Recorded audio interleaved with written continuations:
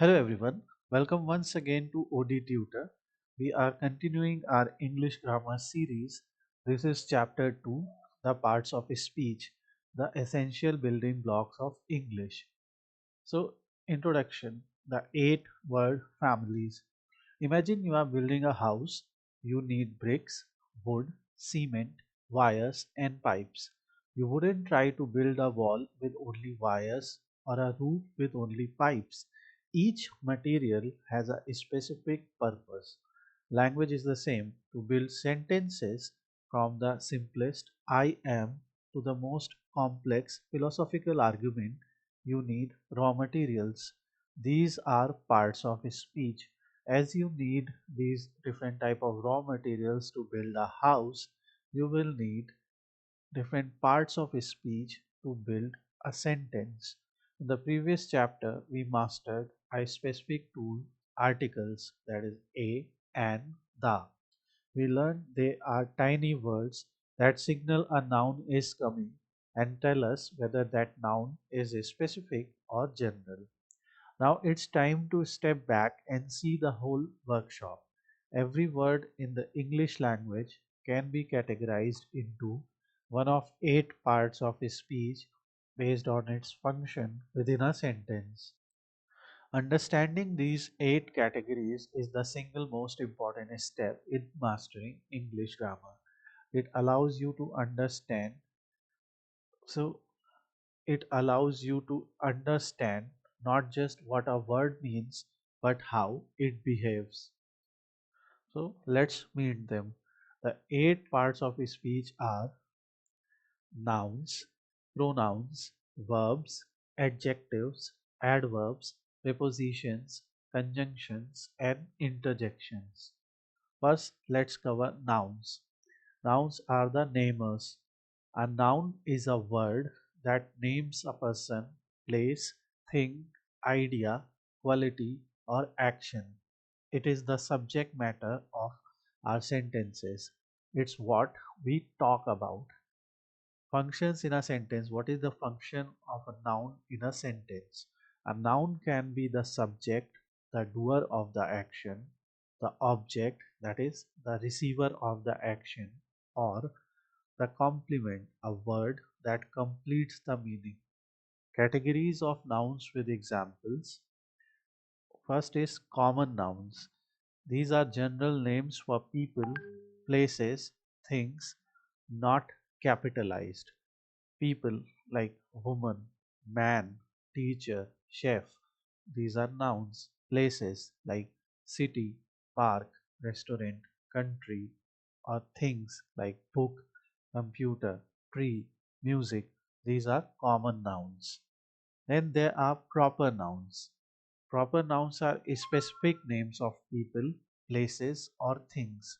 The common nouns are general names like I have a computer, but specific names of people or places or things that are always capitalized. So these are not capitalized in a sentence, but proper nouns are capitalized. For example, Maria, someone's name, Dr. Smith, Shakespeare. These are some people who are well known, but these are specific names of people. Then we have specific names of places like London, Central Park, etc. Things like Microsoft, Harry Potter, Monday. If we are talking about books here, we are talking about a company, we are talking about a day. So these are proper nouns and they are always capitalized. Then we have concrete nouns, things you can perceive with your 5 senses, like rain, perfume, thunder, and chocolate. These are concrete nouns. So something that you can perceive with your 5 senses. Like you can perceive rain, you can smell perfume, thunder, sand, chocolate, you can taste, you can touch. So these are things that are concrete nouns. Then we have abstract nouns, things you cannot see, touch, etc.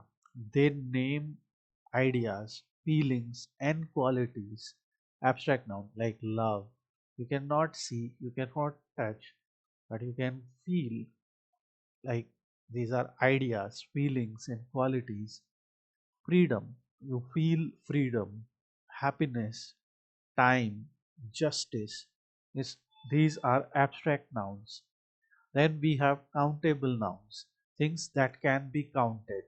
Use a, and can be plural. So we use a and an in countable nouns, and it can be plural. So one dog, three dogs, a idea, several ideas. So you can see uncountable nouns, things that cannot be counted as discrete units. Do not use a and are usually singular. Water, advice, information, furniture, rice. Then we have collective nouns, words that name a group of individuals. So uncountable nouns, as you saw, something that cannot be counted, like water, advice, information. Water, obviously, you can measure, but here we are using something that cannot be counted, like you cannot count one, two, three, something like that. So, collective nouns are words that name a group of individuals, like a team, family, committee, flock, class. They are collective nouns. In a team, there can be n number of players. In a family, there can be n number of members. In a committee, there can be n number of members. These are collective nouns. What is their connection to articles? This is where our last chapter connects. Articles, a and the, are almost always followed directly by a noun or its adjective. We say a book, an idea, the team. The type of noun, countable, uncountable, specific, or general, determines which article we use. And here also in this part, it will be an idea. That was incorrect. Now, as we said, how are they connected to articles? You can see the example. Now we will learn about pronouns that can be termed as the replacements. So second part of a speech in our list is pronouns, that is the replacements. Its definition is a pronoun is a word that takes the place of a noun to avoid repetition. The noun it replaces is called the antecedent. Why we use them? Let's compare these sentences. Without a pronoun, Tom said that Tom finished Tom's work. Here Tom is being used three times. But with a pronoun, Tom said that he finished his work. You can see the bold words here, he and his. The second sentence is clear, efficient, and natural. So, categories of pronouns with examples. First is personal pronouns, refer to specific people or thing. First is subject pronouns like I, you, he, she, it, we, they. Examples like he runs. So here he and his, these are obviously pronouns that are replacing the noun, that is Tom, that are replacing the noun, that is this person, Tom. So there are subject pronouns. I, you, he, she, it, we, they. They are subject pronouns. Then we have object pronouns.